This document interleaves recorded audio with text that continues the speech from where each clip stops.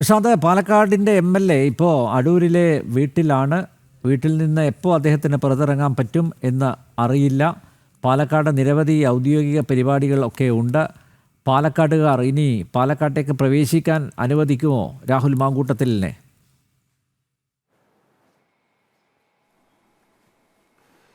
അദ്ദേഹം ധാർമ്മിക ബോധം ഉൾക്കൊണ്ടുകൊണ്ട് ഞാൻ നേരത്തെ സൂചിപ്പിച്ചതുപോലെ അദ്ദേഹം സത്യപ്രതിജ്ഞ ചെയ്തതിൽ 1% നീതിയുണ്ടെങ്കിൽ അദ്ദേഹം പാലക്കാട് MLA സ്ഥാനം രാജിവെക്കണം.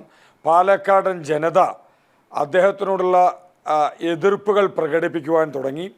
അദ്ദേഹത്തിന് പാലക്കാട് സമാധാനത്തോടുകൂടി ഇനി ഔദ്യോഗിക പരിപാടികളിൽ പങ്കെടുക്കുവാൻ സാധിക്കില്ല. കാരണം കേരളത്തിലെ മുഴുവൻ സ്ത്രീകളെയും അപമാനിച്ചിരിക്കുകയാണ് പാലക്കാട് MLA. കേരളത്തിലെ മുഴുവൻ സ്ത്രീകളെയും ഓരോ ദിവസവും പുറത്തു വരുന്നത് ഓരോ രീതിയിലുള്ള വിഷയങ്ങളാണ് പുറത്തു വരുന്നത്. ഓരോരോ പുതിയ ആളുകളാണ് പുറത്തു വന്നുകൊണ്ടിരിക്കുന്നത്. അതുകൊണ്ട് ധാർമ്മിക ബോധം ഉൾക്കൊണ്ടുകൊണ്ട് അദ്ദേഹം ചെയ്ത സത്യപ്രതിജ്ഞയിൽ 1% നീതി പുലർത്തുന്നെങ്കിൽ ആ സത്യപ്രതിജ്ഞയോട് നീതി പുലർത്തിക്കൊണ്ട് പാലക്കാട് MLA സ്ഥാനം രാജിവെച്ചൊഴിയണമെന്നാണ് BJPക്ക് ആവശ്യപ്പെടാനായിട്ടുള്ളത്.